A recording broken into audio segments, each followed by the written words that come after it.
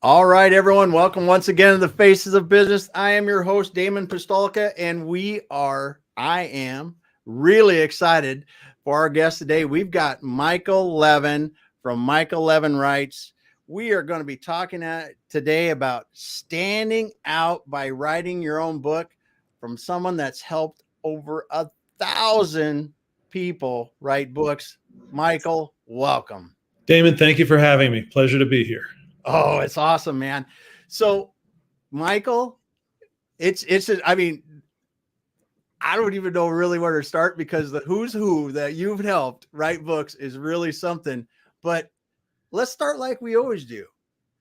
How the heck did you get into writing books for people? Oh, man. I really backed into it. There was no plan. I'm a lawyer by training. Please don't hold that against me.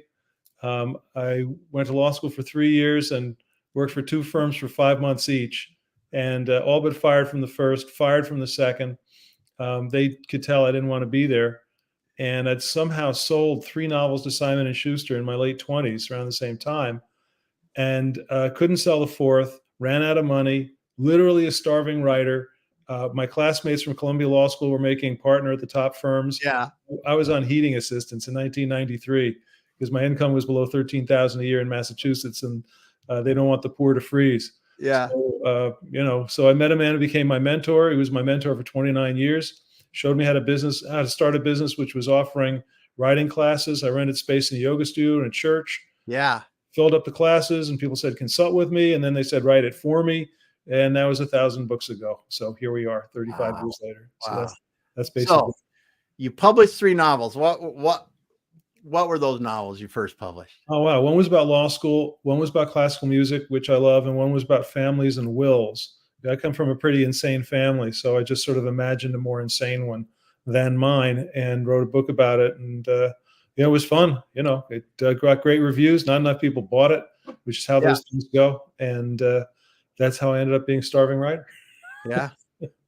That's awesome. That's awesome. So I remember reading about that you were renting yoga studios and teaching writing classes. What were some of the things that you learned when you were doing that you think that really helps you today?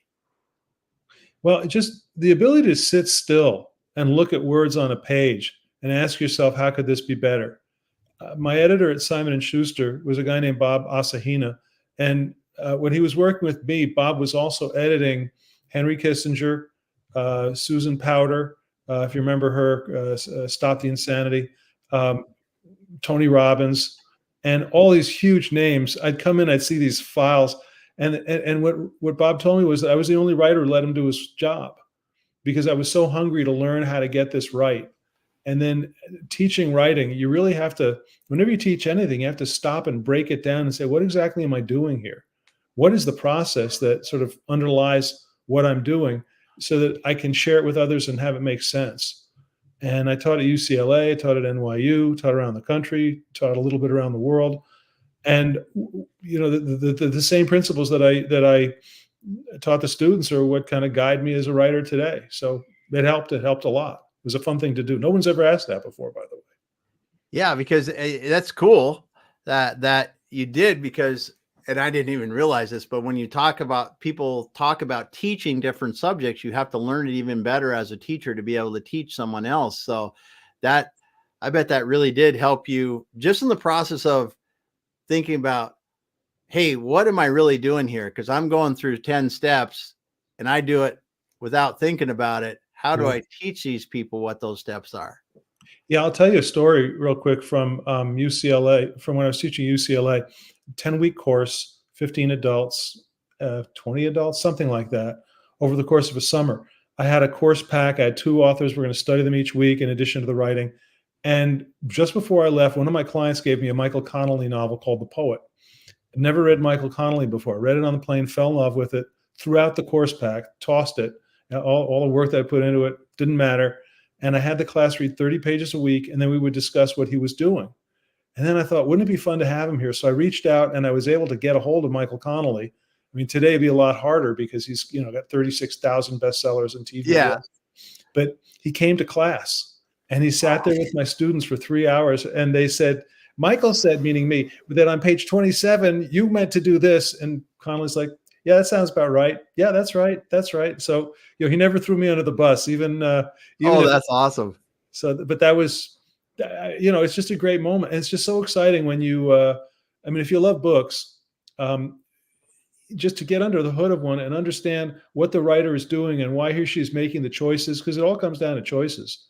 Why this word, why that age for that character, why that gender for the character, why that career. It just gets really, really interesting when you kind of see what people are really up to. So I'm fascinated by that, but I'm a nerd, Damon. So I'm a book nerd. So that might not light somebody else up, but it sure lights me up. It's super interesting though, because you don't think about it as a reader of a book, what went into character development, scene development, what should I write about, the whole where Yeah. we're at and the background and the different things that you have to do as a writer to really create a great novel. Yeah, that's super cool. That's super cool. So as you're doing this and you're starting to help people, let's just go. You've Alan Mullally from Ford, Dave Winfield, Zig Ziglar, Pat Summerall. Holy heck. Yeah. Sometimes doing this, like even when Michael Collin was in there, did you just pinch yourself and go, holy heck, I'm sitting by this person and Yeah. it out of helping them do this? Yeah, I didn't say holy heck though. I said something else. But yeah, it's mind-boggling to me. Everybody who loves football and is, kind of a little older knows Pat Summerall. Oh yeah.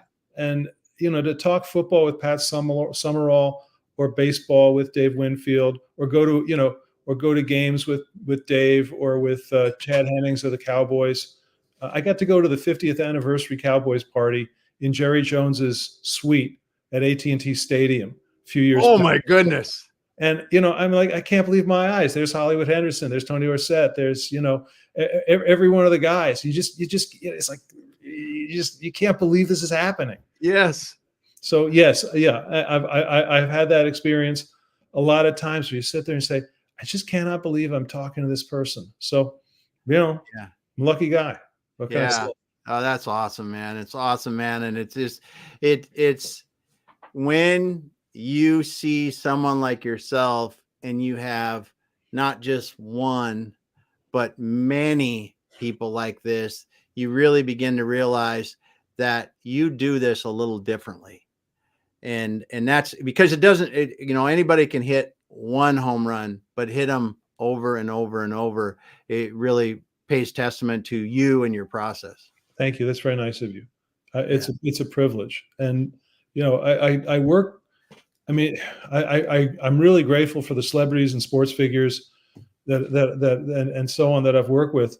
But celebrities can be work, and you can like put your heart into a project and then work on it for months, and all of a sudden just somebody in their entourage says you shouldn't do that book, and it's dead in the water, and you're like, you can't believe this. So when I work with business people, which is sort of the bulk of what I do for a living, in that sense, it's a little more straightforward. It's you're not kissing supermodels, but by the same token, you're getting stuff done. And so there's a certain reward in working with business people who are just sort of a little more kind of on the straight and narrow in life, if you know what I mean. Yeah, and it's not so much with a business person, I've got to believe. So I'm the CEO and I want to, communicate my vision or my life story or whatever they're trying to do with their book. There is definite purpose in writing that book rather than it might be just nice that I have a book. So you talk about business people. So you have to have been exposed to some interesting situations with business people or learn stuff about business. So share a couple of those things that you just. Well, there are some weird things. Like sometimes people tell you stuff and you just wish they hadn't told you. It's like, really, I'm not your therapist, and it's okay. Yeah. And so I could tell you stories that would curl your hair. Like sexual stuff that it shouldn't be out in the world. Yeah. Or, or you're meeting a client in the hotel room, and and the bed looks like World War III just took place on it, and he's sitting there with a woman, not his wife, and you're sitting there going, Oh my. man, why do I have to be here for this right now? This is above my pay or below my or something. Yeah. So, It's not where I want to be. that's not where I want to be. But that's the weird stuff. But the positive stuff is that successful business people help a lot of people in the world. They make their companies great, and the companies make products and services that make people's lives better, save lives, change lives. So when I get a chance to work with someone who wants to express the meaning that he or she finds in work, or the lessons that they've learned, or the guidance that they can share with the world, or they've reached an age where they sort of want to turn around and say, to the younger people coming up, this is how you do it. I'm going to give you life experience wholesale instead of you having to buy it retail. When you get a chance to, I like to say that the two qualifications for working with me are positive person, positive message. And I've worked with folks in business, in finance, in real estate, in consulting, in dentistry, in medicine, in body, mind, spirit, in therapy, obviously the sports and the celebrities and all that. So I've had a chance to work with people in so many different fields, and I'm constantly learning. And then because I've done just a lot of books, I know what people in their fields are saying. So when it's like, if you write it yourself, you run the risk of not recognizing how unique your thinking is, or how valuable an idea might be. You might, well, everybody knows that because you know it. Well, everybody doesn't know that. So it's my job to stand and say, wait a minute, people don't know that. Let's come back to that point. Can you expand on that? And that's something that you have to have written a ton of books to be able to do, to know what people are saying and not saying in a given field. So that's something I bring to the table, and that benefits the client. And then it benefits the reader, because the reader ends up with a book full of insights that might seem just totally obvious to the client, Yeah. but they're life-changing for the reader. So it's fun to go get those sorts of things across. Well, yeah, it makes a lot of sense now what you're saying, but I had never thought about that, because they're so skilled, so gifted at what they do. It's the same thing like when we were talking about your writing and developing the process. They skipped through 1 through 10. They're working on 11 through 15, and they think that's what people need to know. But you can bring them back and go, let's talk about this stuff that really makes a difference when we're going to here. So yeah, it's really true. And then another thing people are concerned about is, especially people who have just some degree of humility, they don't want to put themselves out there in the book, and they don't want to tell their story. They don't want to make it look like it's all about them and so on.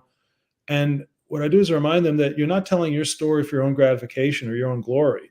You're telling your story, or you're explaining things for the benefit of the reader. You're putting your life experience in service of the reader's life, so that the reader ends up with a better life, or a better career, or a better marriage, or better health, or whatever outcome you provide. And it's important, to just say, I have to put just enough of myself in the book so that the reader understands who the author is. Not so much that the reader says, oh my gosh, this person is just so full of himself or herself, and not so little that the reader says, I don't know who this person is.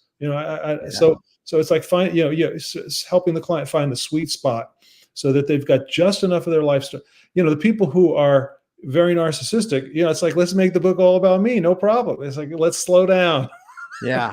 There's the reader. Remember, the reader is the hero of this journey, not you. So, so I'd rather work with the people who are a little more humble and have to be coaxed a little bit into revealing stuff.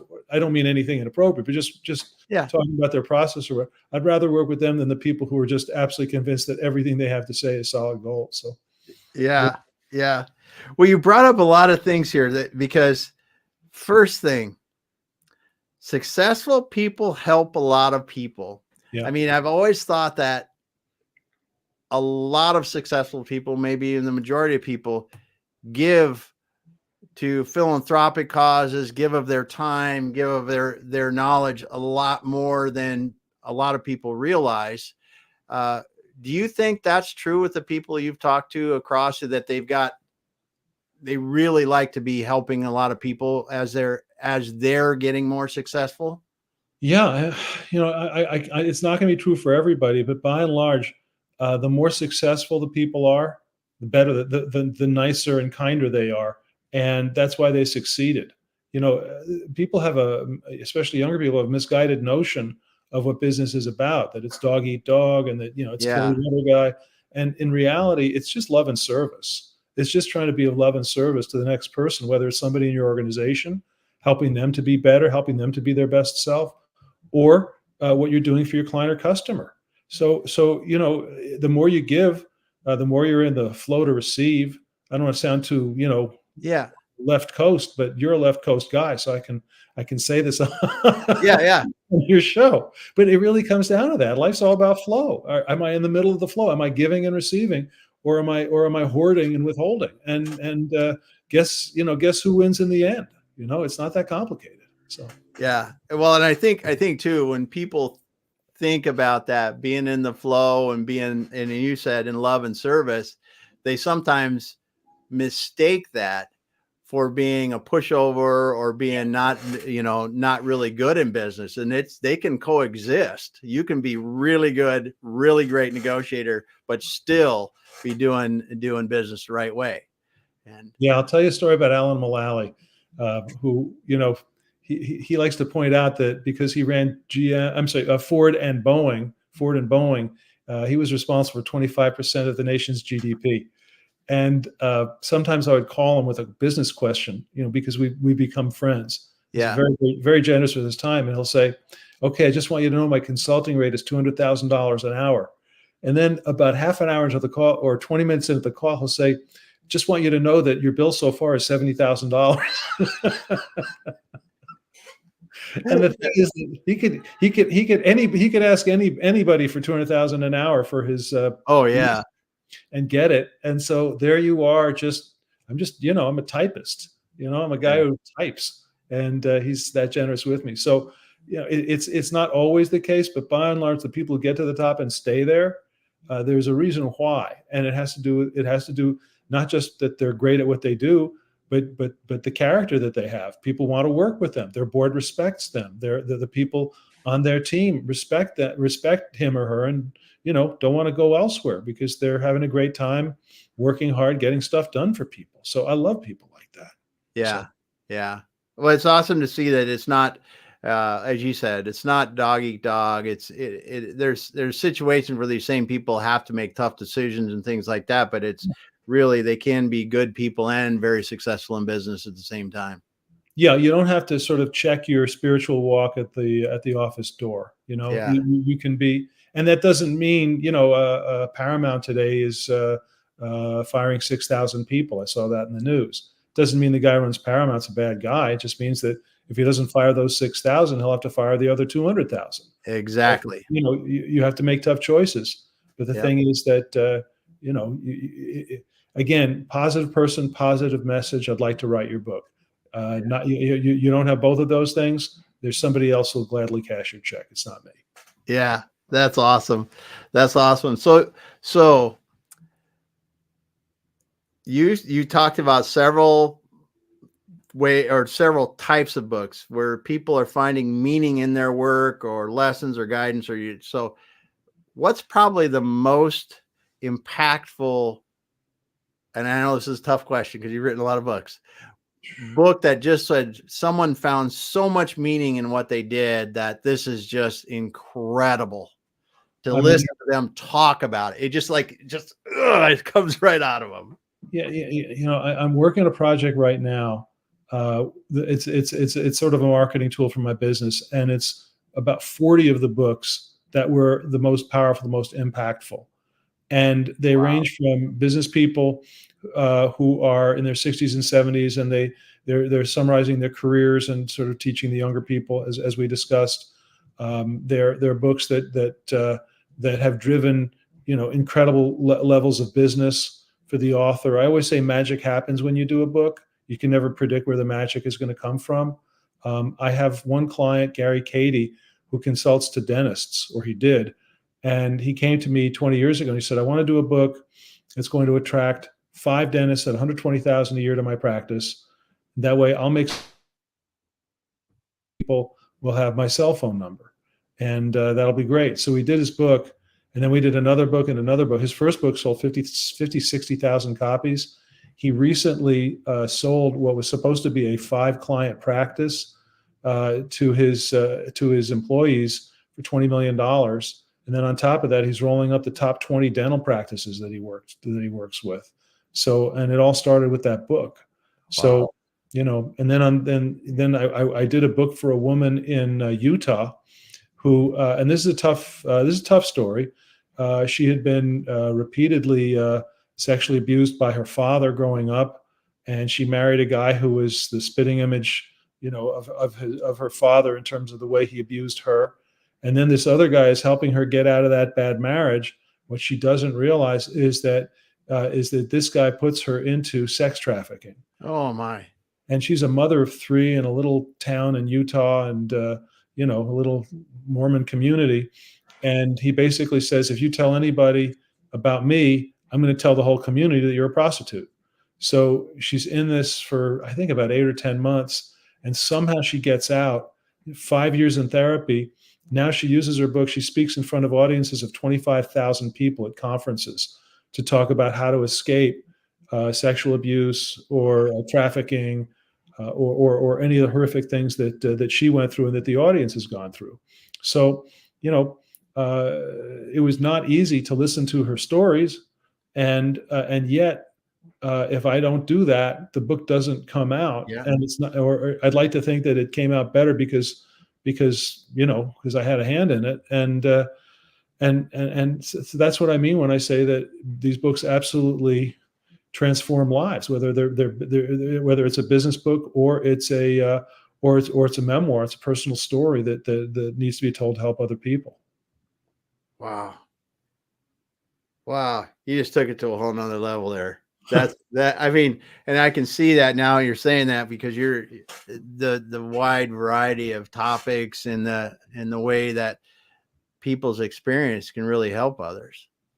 Yeah. And then, I mean, in the course of a day, I might be doing an interview with her, and then an hour with Chris Myers. We're writing a book on NASCAR, and then an hour with a financial advisor. Yeah. I mean, your head is like a ping pong ball, but the thing is that it all comes down to the same thing. You're helping people get the word out. And sometimes people ask, is it legitimate to have a ghostwriter or a personal biographer or whatever you want to call it? And my answer is I have a lawn. I don't mow my lawn, but it's still my lawn. I have better things to do. And most people have better things to do than try to sit there and write their own book. I mean, I can teach people how to write their own book if they want to do that. I have a course for that. But, a lot of folks would just rather, have it done for you and just make their lives easier. So, yeah. Wow. It's powerful stuff. I could go down that a long ways because it's you are really helping these people get their message to the world to help others. And that's incredible. That's incredible. So, today we were talking about standing out by writing your own book. And, primarily the people that are going to be listening to this are business people. They're thinking about, why would I want to write my own book? What can it really help me to do if I'm in business or I'm trying to stand out? What are some of the things you can say about that? Sure. It's a great question. And, Dan Sullivan runs a thing called Strategic Coach, which is an entrepreneurship program. And that I go to, gone for 15 years. He's really smart. One of the things Dan says is that the internet gives buyers more choices than ever. And when people have a lot of choices, those choices become commodities. So you could be a top financial advisor, a top accountant. You could be running a company that makes a certain kind of product. But the thing is that, years ago, the buyers could only really, choose somebody within a 5-mile radius of where they lived. And today they can have their accountant in the Philippines. They can do anything. So the question becomes, how do you avoid being perceived as a commodity? Because commodities are judged primarily on price. And if you're competing on price, you're in a race to the bottom. and that never ends well. So when you do a book, you get to tell your story in full. You get to explain what makes you unique and different, and you get to explain your process for solving problems. Basically, people have problems, and sometimes it's, I don't know how to buy a car, and sometimes it's, I don't know how to get divorced, and sometimes it's, I don't know how to leave my money to the charities that I want instead of the government getting it. But whatever it is, it's a problem, and it's a big problem for the reader. So in a book, you get to describe how you solve that kind of problem for people, and you get to demonstrate through the stories that you tell about yourself in sort of a humble way, humble bragging way. This is how I do it. These are the people I've helped, and these are the things I've done. Not necessarily the names of the people you've helped. Mm-hmm. And by the time the reader gets to the end of the book, they're saying, wow, I found the right person. And then they can give that book to the co-decision maker, whether it's a spouse or whether it's the accountants or the trust attorneys and the other folks, if it's a high net worth individual, and share that book and say, we think we found the right person. And all of a sudden, you're not a commodity anymore. And all of a sudden, you're able to command the premium pricing that you deserve for your service or your products, because you have this new relationship with them, founded in the respect they have for you as an author. So it's kind of a long answer, but that's stop being a commodity. Stop blending in. Be who you are.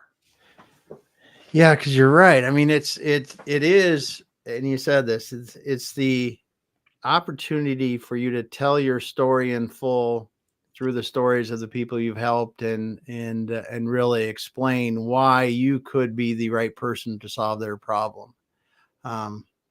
Yeah.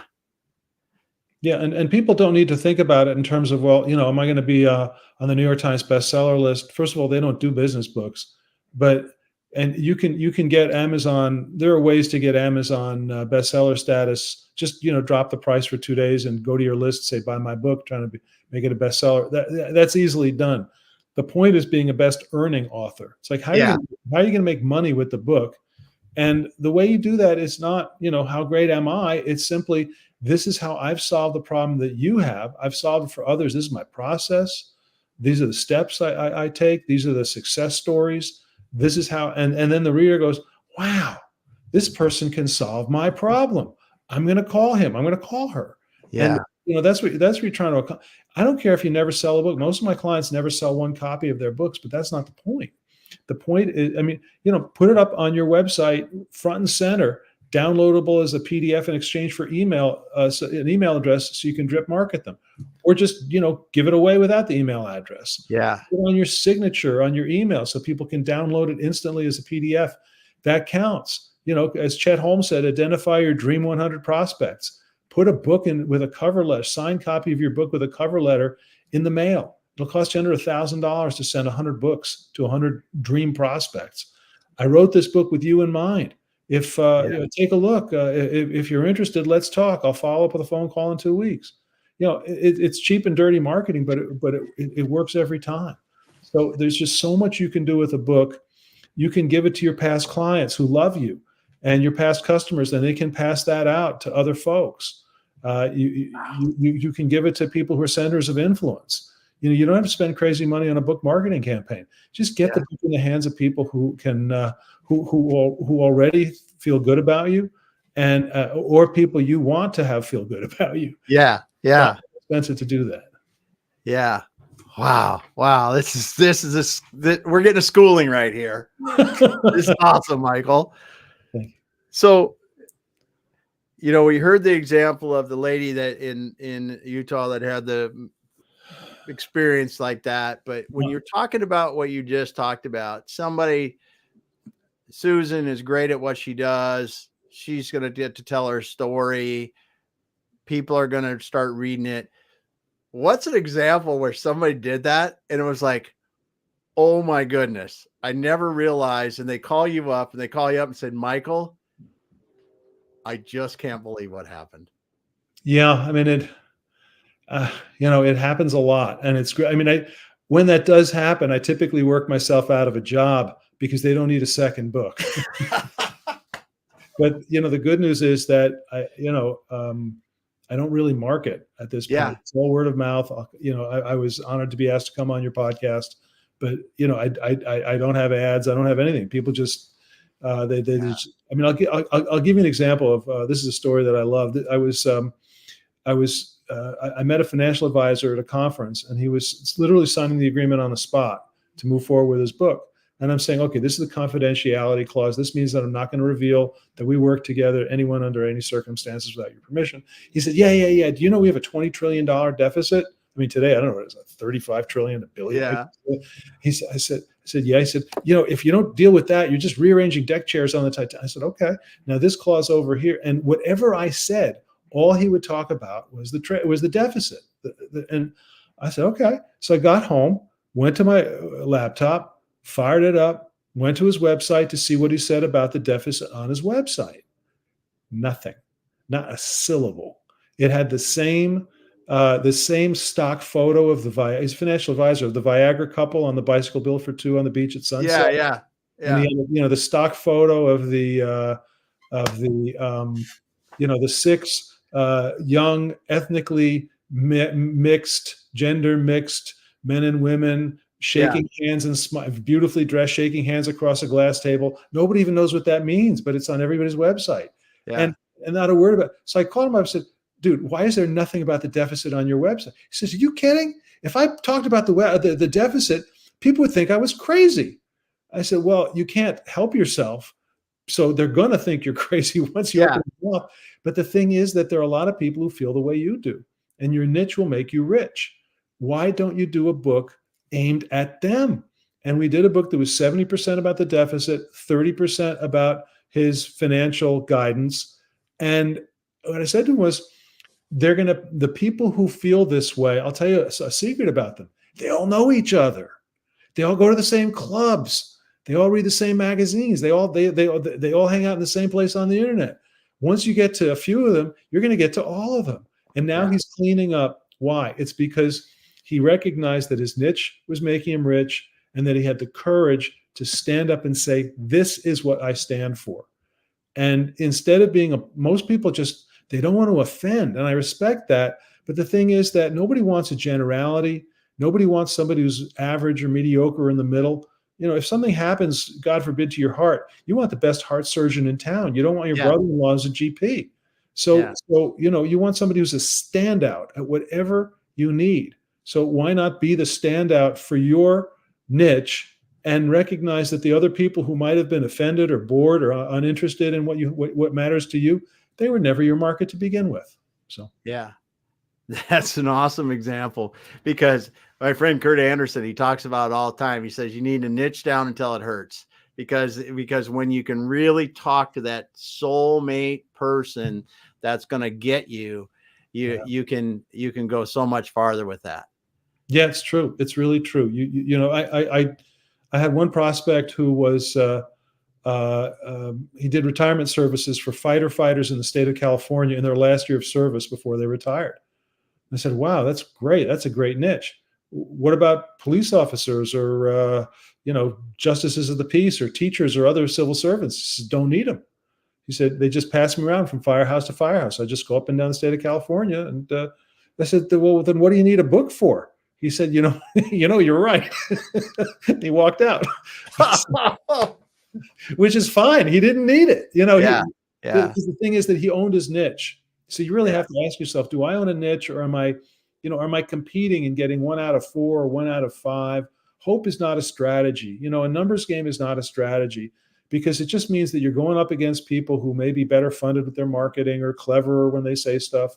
One of the things I say to my clients who are doing books that are meant to build their businesses or their practices is, when you're in the selling process, is there one thing that you say or do that just all of a sudden makes people say, okay, done deal, let's go forward? And they have to stop and think. And they say, there is. And what's amazing is that they aren't saying that every time. It's just that, when they do remember to say it, they get the deal.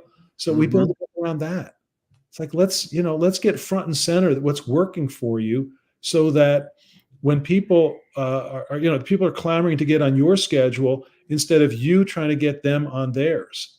Behind me, there it is. I have a picture of a painting of a lighthouse behind me, because I was told that when you want to think about prospects, you want to be a lighthouse. You want to be a beacon. Putting out just a light that says, "Come this way, safe harbor. Mhm. Everything's good here." The alternative is to just be a flashlight. You're screwing around, going, "Where's a prospect? There's one. Hey," and they're like, "Get away from me," So it's like the books that are successful and the ones that I try to do are all about demonstrating you as a beacon, you as a lighthouse. Instead of being a flash, let the other people be the flashlights in your field. Let them scurry around, Yeah. scaring away the prospects with their, with their hard sell. And here you are with the book. You're the dignified one. You're the one with the clear process. What could go wrong? It's just great. So That's incredible.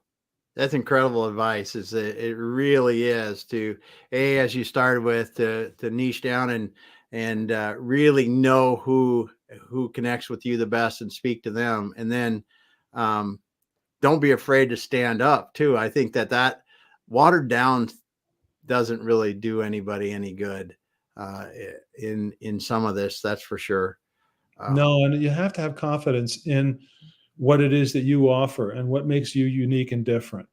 And I mean, one of the books that I didn't write that I really enjoyed was a business book written by a guy who'd been in the mafia in New York. I think it was Michael Francese, and it was called "I'll Make You an Offer You Can't Refuse." And it was basically mafia business secrets, because they invest in tons of businesses and they make lots of money and they're smart about it. I mean, they're criminals and they kill people, but they're also smart business people. He says guys would come to me and say, "I want to borrow money." And what for? "I want to start a business." "What's it going to be?" "It's going to be a car wash. It's going to be a beauty salon." "Okay, how is it going to be? What's it going to be like?" He said, "Oh, it'll be like all the other car washes, all the other beauty salons." "Forget it. I'm not giving you a penny." If they had an idea about what was going to make the thing different, Francese would lend them the money. And I think they're better off not borrowing money. Yeah. Because Vinny the leg breaker is going to come if Yeah. But no disrespect intended to people named Vinny. But the thing is that you get where I'm going here. He was saying, you've got, what is your uniqueness? Own it, get it out there, and let people benefit from it, and let people say that's the person.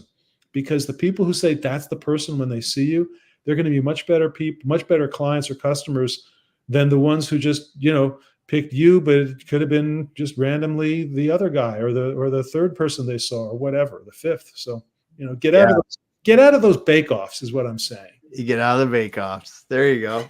That's awesome. That's awesome. Well, as you're doing this, Michael, what are some of the things that you've seen change over the past, few years, 5 years, as Sure. God, it's just the publishing industry has changed so much. The listening audience has changed so much. I mean, there's just so many things that have changed. Yeah. I mean, the number one change is technology and social media. And what that has done is it's killed the attention span. And so it used to be that biggest book won. Like you'd see these books in the 70s or the 80s or the 90s that were 500-600 pages long on how to invest or how to run your business, and you couldn't do that today. I mean, Stephen Covey's 7 Habits, nobody would read it because it takes 7 years to read the book. So today, people want shorter books, and the New York publishing industry is it's really cratered.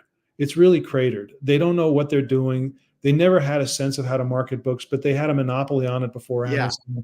They've never figured it out. So the rise of independent publishing is a huge trend. And I like to combine shorter books with independent publishing because shorter books get done faster. They're cheaper to produce. And then people really, if you cannot close people on your ideas on 100, 125 pages, you're not going to get them in 200 or 300 pages. And then with independent publishing, today, independently published books look just as nice as books from Simon & Schuster or Random House. They get the exact same treatment on Amazon. Your book comes up, it's indistinguishable from a book on Amazon, from a book that was published by one of the major houses. Mm-hmm. And then, it comes out 2 or 3 months later after it's done instead of a year and a half.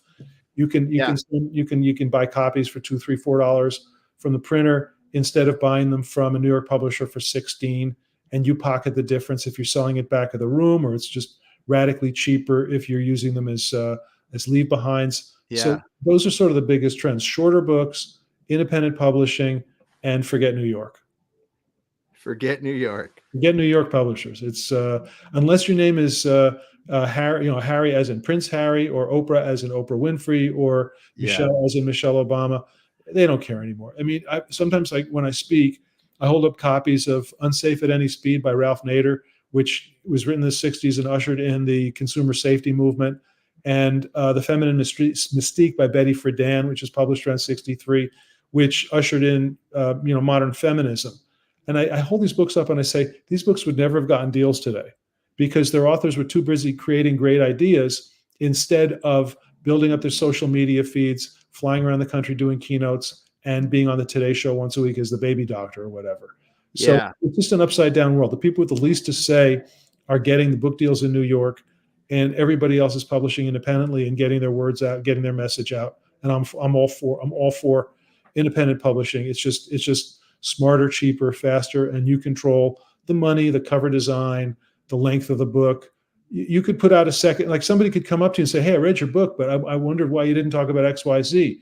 You go, oh my gosh, how could I have left that out? Well, you call me up and then we do a chapter on XYZ, and 60 days later, second edition is out with the chat. So, New York will never let you do that. So, yeah.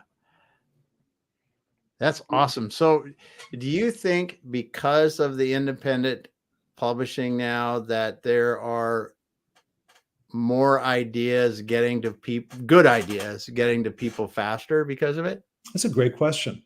I think you should have more ideas of all kinds. When I have an idea for a title, I'll go to Amazon. The first thing I'll do is go to Amazon to see if there's a similar title or if that title's been used.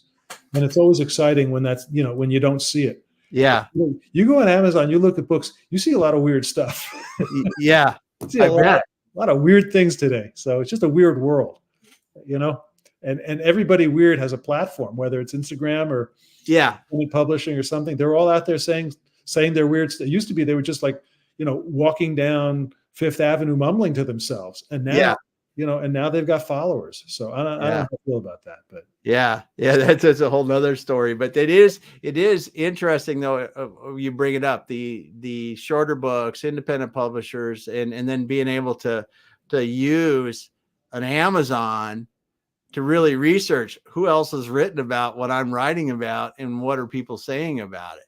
It's huge. It's a great tool. It's a really great tool. And you might get ideas. I mean, I've seen people say, if you have to make a speech, go to Amazon and find the idiot's guide to whatever the topic is, and just copy the table of contents, and there's the outline for your speech. And back in the day, I wrote some idiot's guides when I needed, when I started, needed the money, and they're very thoroughly written, 150,000 words. That's a big book. But the thing is, you can get a lot of ideas. But again, people don't want a rehash of what's out there. They want you to say what you know, and not everything that you're saying is going to be original. But what they're looking for you to do is to combine your original thinking with what's important out there. They want you to cut through the clutter on their behalf and say, these are the things that you need to pay attention to. These are the things that matter. Out of all the stuff, out of all the weird stuff you can find in the world, focus on these 5 or 6 points. And that's how you're gonna succeed. So I think that's the way to go. Awesome. Well, Michael, it's been incredible getting to learn from you and talk with you today, because I knew this was going to be good. Some of your kind of experience, the people you've helped write their books, but then to show us and explain to us today how standing out by writing your own book, how they can, to really what they should be thinking about, how it can help them, the examples you've given. Thanks so much for sharing that with us today. Damon, it's been my pleasure. And can I give my websites? Is that okay? That's what I'm just going to ask you. I said, give us your website, how to get a hold of you, because I think there's going to be a lot of people that want to go, hey, Michael, I might have a book. Well, let's talk and figure it out. My website is my name, Michael Levin Writes, Levin, michaellevinwrites.com. And I also have a course. I think it's the only course in the world that teaches business people how to do their own books. Basically everything I know, and it's at bestearningauthor.com. So I would have you go to michaellevinwrites.com and bestearningauthor.com if you want to do it yourself. And then Damon, I'm going to give my cell number out. Okay. It's 617-543-3747. I'll say it again. It's 617-543-3747. Operators are not standing by. It goes to this, and I will talk. And so, I feel comfortable with you, and I'm sure that your audience, the only people who are going to call are the ones who really need something. And Awesome. pick up the phone and call. Let's have a conversation. Or if there was something that I talked about today that didn't make complete sense or something like that, even if you don't want to do a book, give me a call. I like talking about this stuff, as you can see. So if I can be useful, let's do it. Thank you, Michael. It was so incredible to get to talk to you today. I want people that are listening. Thanks. We had David Ray stop in, and thanks for dropping a comment. He asked thought on Dale Carnegie and how to win friends and influence people. We can talk about that another time. Michael was going, and I wanted to just let him keep going at that. But thanks for the comment, David. Thanks for everyone that's listened and didn't comment. If you started late, go back to the beginning. Michael talked about a bunch of just so many good things here. If you're considering a book, if you really want to show people why you are different, how you can help, all those kind of things that he explained much more eloquently than I just did, go back to the beginning of this thing and listen. Michael, thanks for being here today. Hang out for just a moment and we'll wrap up after we're off the air.